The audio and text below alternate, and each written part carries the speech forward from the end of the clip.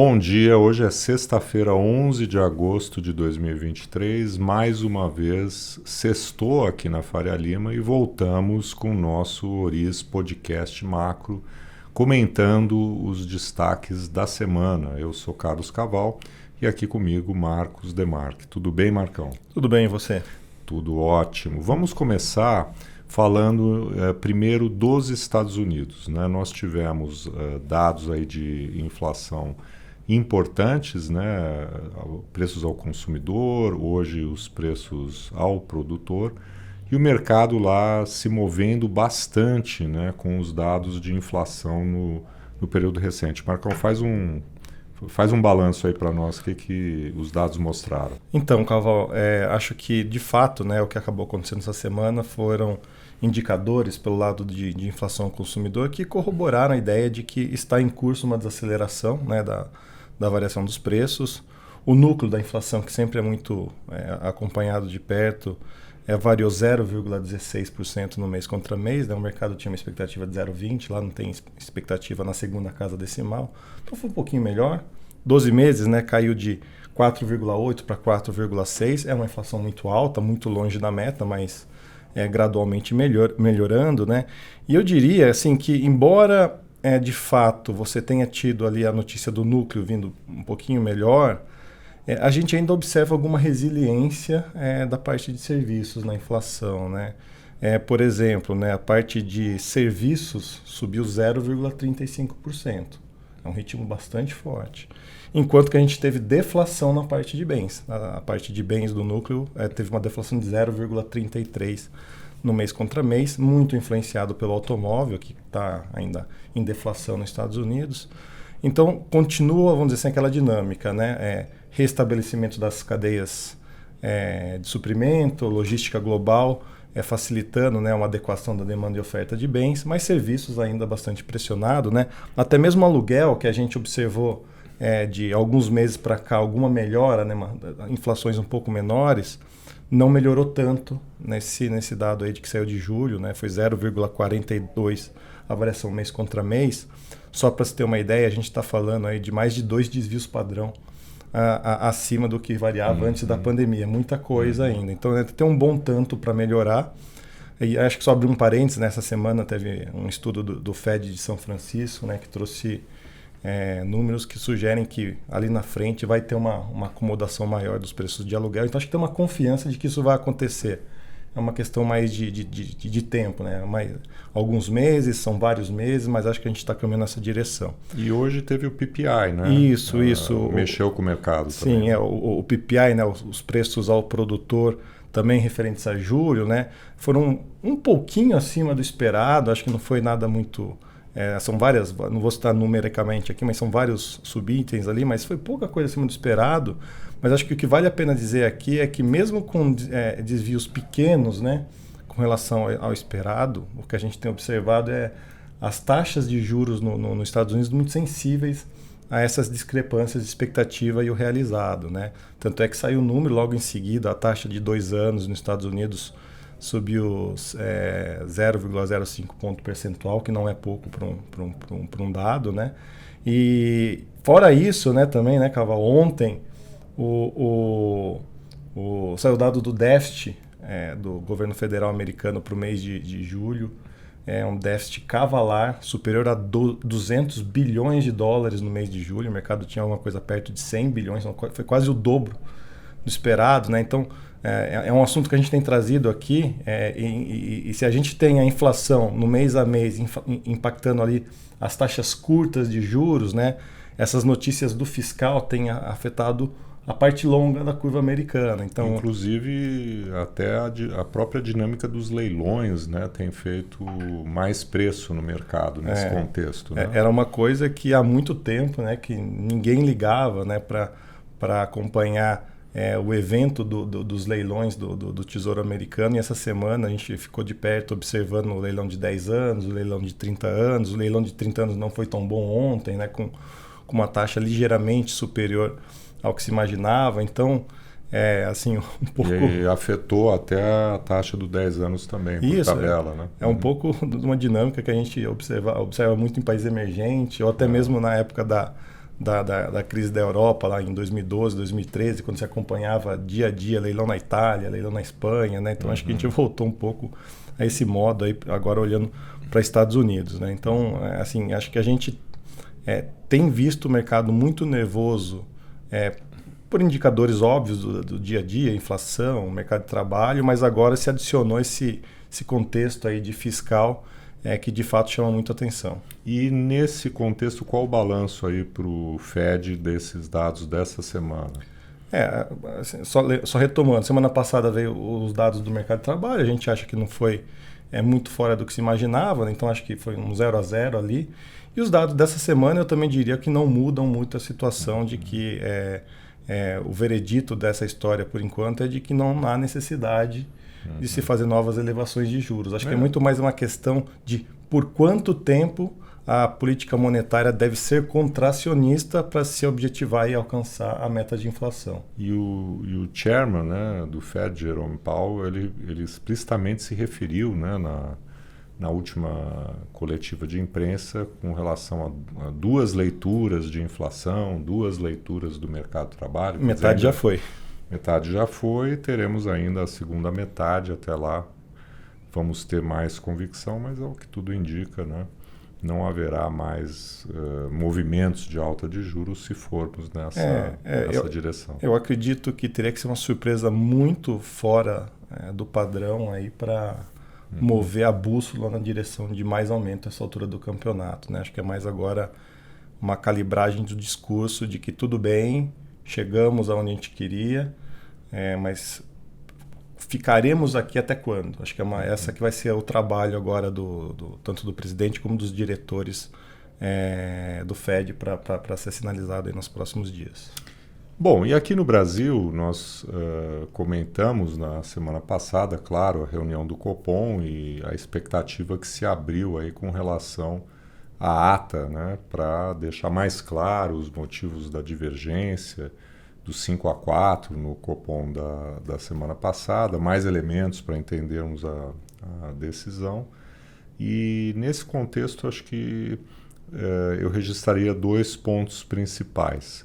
Primeiro, o Copom deixou, vamos dizer, mais claro, né, usando a expressão pouco provável, né, um aumento do ritmo de corte nas próximas reuniões e condicionou essa possibilidade a uma melhora de fato, né, na dinâmica inflacionária, seja por intermédio de uma redução das expectativas de inflação adicional em direção a meta de 3% no horizonte relevante e mesmo nas expectativas longas. Em segundo lugar, a inflação de serviços e depois também a questão da ociosidade da economia, ou seja, se houvesse, né, um aumento da ociosidade, abertura do hiato do produto expressiva, né, isso também poderia ser um fator aí a propiciar condições para uma aceleração do ritmo. E o segundo ponto, né, é que voltou-se a mencionar, né, a questão da incerteza fiscal, não mais remetida à aprovação do arcabouço em si, que está praticamente aprovado, né, falta só a Câmara apreciar os pontos que foram alterados no Senado, mas mais em função da trajetória futura, né, das contas públicas. A gente sabe que tem um desafio muito grande para o ano de 2024 em diante. Hoje mesmo o presidente Roberto Campos Neto, em uma palestra que deu, ele falou da necessidade aí de aumento de receitas no ano que vem de 1,4% do PIB, um número que vem do próprio Tesouro Nacional, enfim. Então isso foi um motivo de atenção no comunicado, né? Não haver a menção à política fiscal, isso reapareceu, embora não mais no balanço de riscos.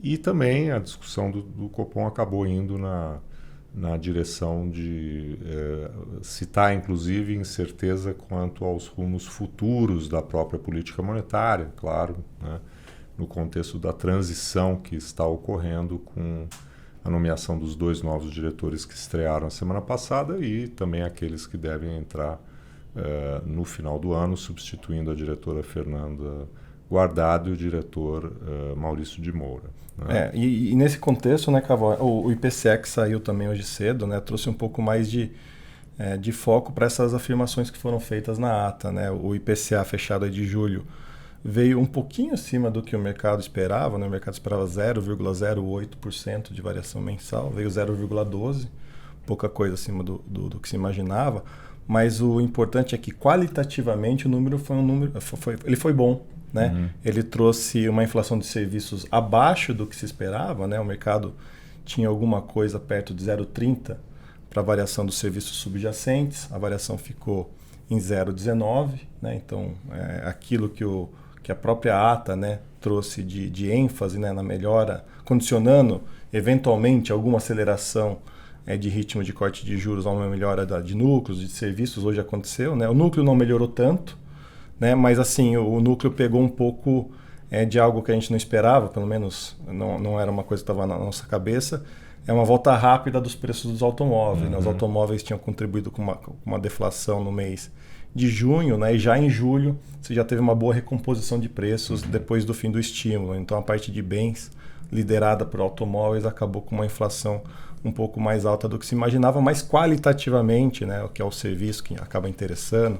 Até mesmo a gente estava conversando há pouco a história de serviços de alimentação, né, alimentação fora do domicílio, com números um pouco mais benignos. Né? Então, acho que não sei se ainda já se criou, né, uma massa crítica por uma discussão de um 0,75 na próxima reunião, mas eu acho que o mercado vai começar a especular esse tipo de coisa. Né? Inclusive, eu estava olhando agora há pouco, né, já tem 62 bips, né, de precificados de cortes para o próximo Copom, né? Então está ali no meio do caminho. Está no meio do caminho, né? Então não tem um veredito, né? Você tem o compromisso escrito no comunicado e na ata de que eles vão manter o 0,50 nas próximas, mas aí você tem essas condicionantes que também falam assim, a aceleração vai depender de melhora da qualidade da inflação, e é isso que a gente observou um pouco. Né? Então acho que estamos nesse caminho de averiguar os dados para ver se há espaço para aceleração do ritmo de cortes. Na minha opinião, acho que ainda é cedo, né, para que o Copom mudasse na direção de